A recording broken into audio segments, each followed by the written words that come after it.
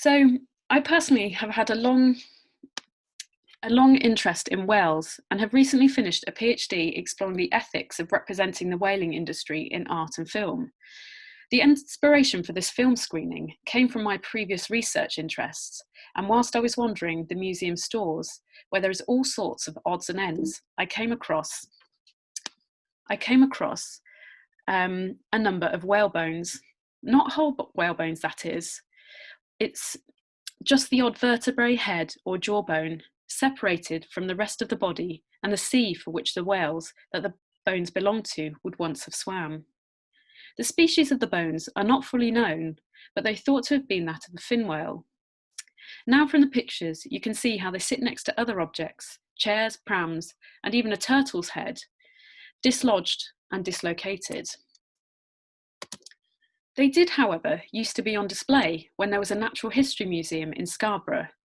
From this image, you can see the original display case where you can see the bones, a model of an orca, and a rather odd painting of a whaling scene in the background, the presence of which clearly links the role of whales not only as an interest in their natural history, but also their value as a hunted animal, themes of which will be raised in a number of the films you will see today. These are not the only ghosts of whales to haunt the archives of Scarborough Museum, as looking in the vast lantern slide collection, you will come across two slides of a stranded fin whale that appeared on Cloughton Sands on the 10th of September 1910. Here you can see a few people, and in this one, crowds of people gathered around the whale to see the spectacle of it on land, outside its watery natural habitat. A further whale also appeared in Yorkshire, that is the Burton Constable whale, which stranded on the Tunstall coast in 1825, just down the coast from Scarborough. The stranding brought large crowds from the local area, and on March the 7th, 1825, the Hull Rockingham detailed how, quote, an enormous animal of the whale tribe was thrown on the Holderness coast and now lies partly cut up, an object of intense curiosity to the surrounding country. Another report from May the 6th, 1825 states how, quote, a great deal of visitors from all quarters have repaired to the spot. It was calculated that no less than 1,000 spectators were present in this course of Sunday, end quote. Such reports and this image, which was produced as a souvenir, highlights the long-held fascination that humans have and continue to have with whales.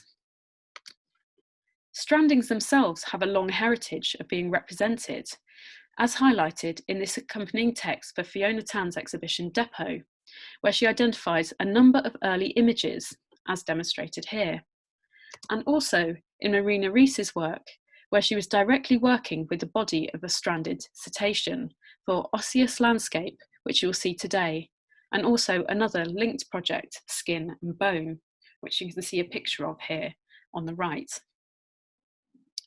The habitat that these whales would have come from would largely have been the Arctic, where the local inhabitants, the local human inhabitants, would have had a very different, more familiar relationship to the various species.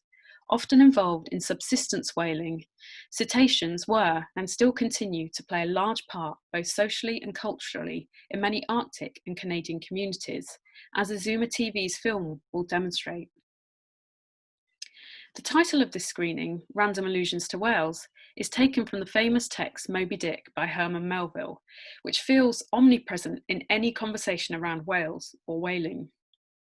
But what I intend to highlight with both my own work on whales and also this screening is that there is a much richer dialogue if one moves slightly outside of this seemingly sacred text, and for which the 4 films you will see today will demonstrate, and especially to think about the more global context that whaling was and continues to operate within, and the locations where the different species reside, both in person and also within the archive realm.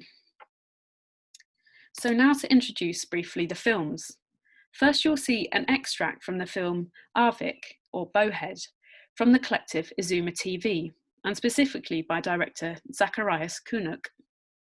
The film starts by tracing the history of the bowhead whale in the Arctic, its relationship and traditional importance to the Inuit, the impact of commercial whaling by external ships, and then it moves to the modern day with the results of public attention of a legal hunt that took place in Repulse Bay in 1996.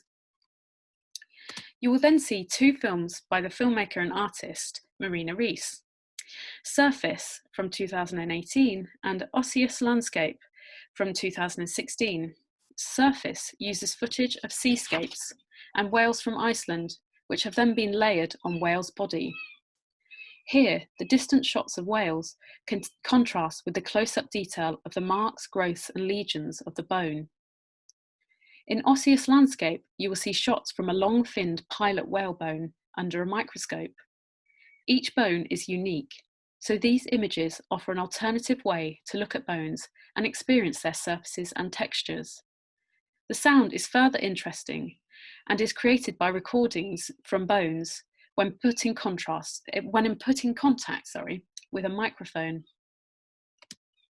Lastly, you'll see the work Leviathan by Fiona.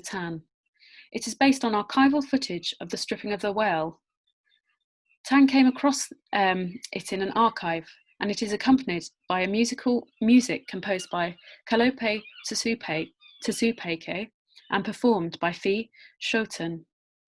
It was shown as part of a larger scale exhibition depot at the Baltic in Newcastle in 2015, which explored wider themes of representation, history and time, and featured, amongst other things, an articulated lorry, the kind that would have transported whales around the UK and Europe for displaying during the 1950s.